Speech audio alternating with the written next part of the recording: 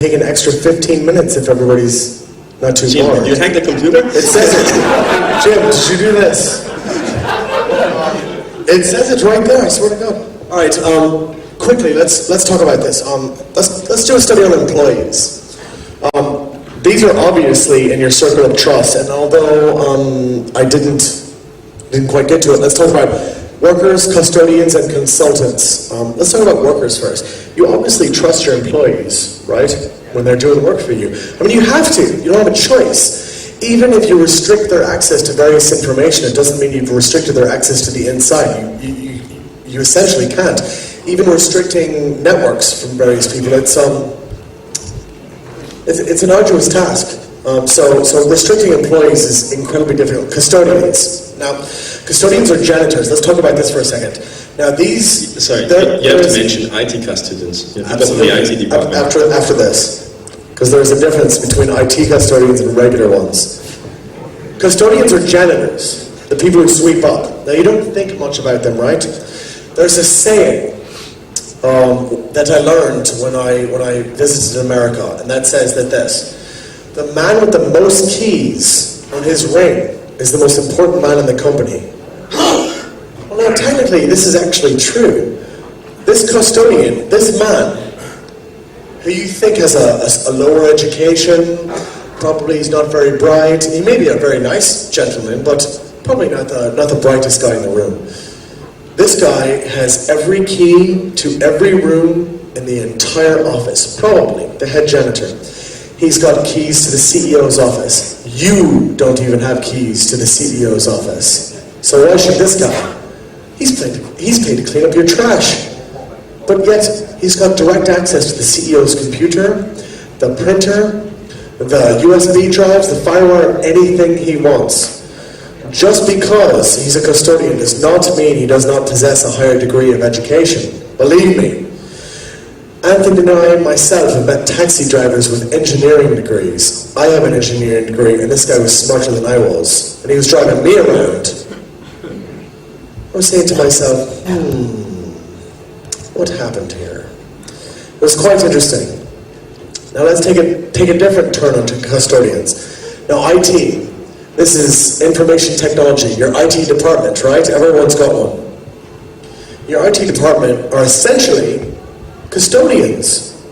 They clean up crap, right? They clean up after everyone else. When someone makes a mistake, IT goes and fixes it.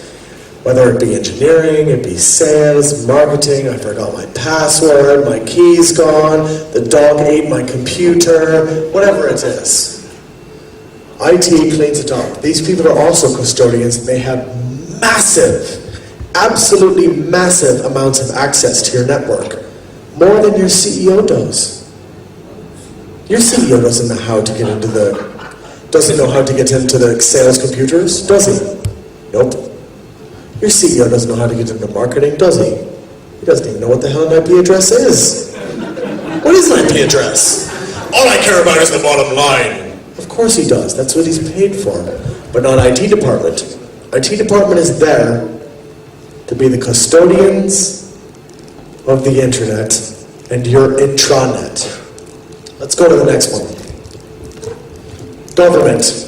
Let's talk about background checks very quickly. I promise I'll be brief, even though I lied before.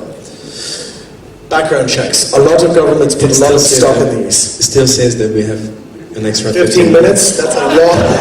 That is the longest 15 minutes I believe I've ever seen in my life.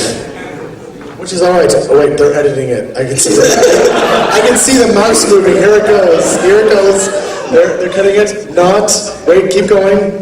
Not. No. Come on. Maybe. I'll do my best. Let's talk about background checks very quickly. Background checks are very interesting because governments place a lot of stock in these. They check your background. Have you ever been arrested for a felony in your country? Have you ever had any problems with creditors? You know, like credit cards and banks and things of that nature? The issue, and have you ever had any military service? That's what they look for. Well, here's a question. What if you decide that you really love poker, or mahjong, or anything of that nature, and all of a sudden, months after working for 10 solid years for a company, you decide, I'm going to take this game up because I'm very smart and I can win. And you lose 50,000 euro or US or whatever. 50,000 is a lot regardless. Not in Indonesia, but everywhere else. That's only 5 US in Indonesia. You lose a lot of money, let's just put it that way. Now, can you trust this person anymore? This person's worked for you for 10 years, people. This person has brought in the biggest accounts. This person has had dinner with you and your family and your children for years. But all of a sudden, they've decided that they've gone to take up a game which they've lost a tremendous amount of money. They're in your circle of trust. This is someone that you would never not trust. Now, can you trust this person anymore? Especially in the government. Can you trust them? Maybe not. Maybe, but maybe not. It's an excellent question, and the two more I'll go through, even though I haven't been quick at all. Now it says 10 minutes. Let's go through households real quick. You trust these people with your children. I don't know how many people have children in the audience. Anthony does. I do not. Thank God. But nonetheless, a lot of people do in the audience. Guys and girls, you're trusting these people with your heart and soul. You know I'm telling the truth. Your children are trusted with people that you have not done proper checks with. People that go through government information that know the length of an engine on a submarine. Do you care how big an engine is on a submarine? No. Is it vital to national security? Not really. But are your children vital to your security? Absolutely, without question. And maybe you look over the resume. Maybe you make a call or two. Hey, is this person who they say they are? Yeah, they were pretty good. They didn't kill my children, thanks. Oh, okay, great. Well, he didn't kill the other person, so he won't kill mine. It's a difficult circle of trust. And finally, hackers. Let's go into hackers. Now, this is an interesting one. Anthony and I have had a talk about this. We've had a debate about this for months. Now, personally, I'm an Irishman. Saya orang Irlandia. We're very stubborn people. We do not listen to other people very much. But Anthony actually convinced me about this. Now the question is, are hackers consultants or sociopaths, or are they just trying to get in? Can you trust them? The answer is it doesn't matter. It doesn't make a difference. It doesn't make one difference whether you can trust a hacker. You know why? Because if you hire me to hack into your network, at the very minimum, you know my real name and you've got to contract with me to be able to do that. With anyone else, especially when you don't have a contract with them, they want to break into you just for fun. Why not? They don't need to sign a contract. They don't need to sign a contract. That comes up every time we meet a new customer or a prospect. We'll say, "Can we trust you? Yeah, you have a hacking background." They don't need to trust us. It's just that the problem comes from the people they trust, not the people they don't trust. Exactly. And I don't need to sign a contract to hack someone. And we found on 3 different companies that I've worked with, and the companies that I've worked with, and I'll not mention the names except for Balua. 3 companies that we've worked with, 60% of all the threats come from inside your company, not outside. I think everybody's can pretty much agree with that. 60% of all the threats come from inside, not outside. Now here's the interesting thing. Now how many of these are severe threats, where they're really threatening to do something, where they're really going to get into your network and cause mischief? Somewhere around 95% are internal, and that's not successful. That's just attempted. Just attempted. 95% internal to your network. That's attempting. That's it. So I'd like to move on real quick, and we still have 10 minutes. Hell of a long 10 minutes. That's good. Those real quick. I'll go through the current threat remains your network. Guys, regardless of who's in it, given the right circumstances. Yeah. bullet point says, the network of trust must be included when the scope of your compliance check and regular security assessment. By that, I mean, for example, I've talked a lot about with the other speakers and a lot of my colleagues that work in the security industry, and a lot of them, they do pen tests, security assessment, etc. And they were telling me, saying most of the time, oh, we don't do social engineering, we don't look at wireless, we don't look at the network of trust, we only look at the IP address that our client gives us. And I think, this is wrong. We don't, like, if a client tells us, you only look at this, we refuse it. Why? Because it's like if someone is telling me to check the security of this lock on the door, and I must close my eyes, even though I know that the windows are open and there's a big hole in the door, and the walls are broken. And also, there's a reputation risk. What happens if we do a security assessment for a bank of the online banking system, and they say you only look at the application side? Fine. They get hacked 2 weeks ago because the developer was vulnerable or some guy in operation was vulnerable. Who are they going to blame? And I don't want to explain to the press, that the scope was limited by the client, blah, blah, blah, blah, because at the end it's going to hurt our reputation. So that kind of project we don't accept. Economically, that's really good because we only take big projects.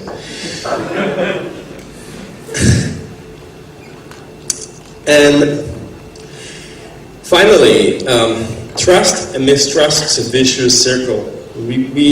We were talking about using that as a title for the presentation.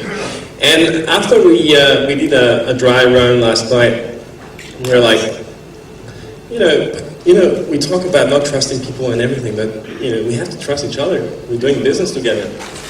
And actually, it's not really trust. It's understanding. I understand David. I know what he's capable of. I try to understand how he works, and Dave does the same. But it's not 100% trust. Maybe we'll meet, a crazy girlfriend, marry her, and then it won't be the same anymore. Or, maybe the secret services, they kidnap my children and my wife, and I'm not a trustworthy person anymore. So what's important is to understand the people around you. Don't trust them. Try to understand them. Try to understand, what is the impact of your vendors on your security. Again, like Bruce Neer said, you have to look at the side effect. So quickly, and I honestly God hope I don't offend anyone with this, but this is the best example I can come up with. I apologize. My mind's only on two things. Remember, I'm Irish, so just bear with me. Mistrust and trust is a vicious circle. You know what the best example of this is, to be honest with you? Sexual relationships. Hey! Now come on.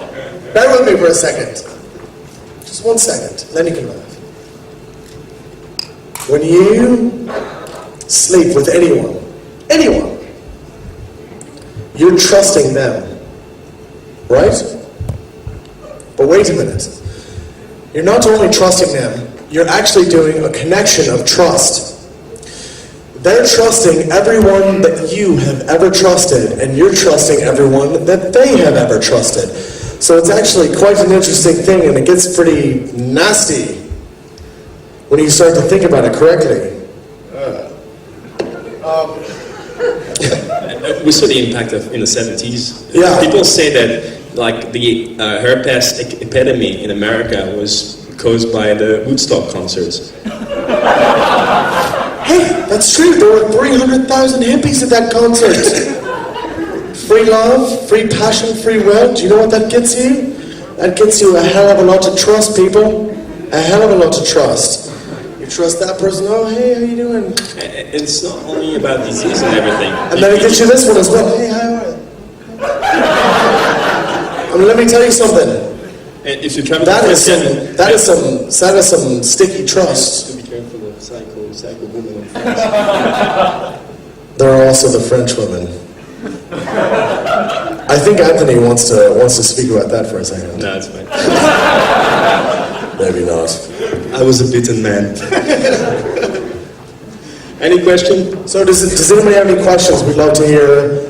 Please, in the black shirt right there, stand up, yell it out. Any upgrade needs an executive suite. To an executive suite. Yeah, how much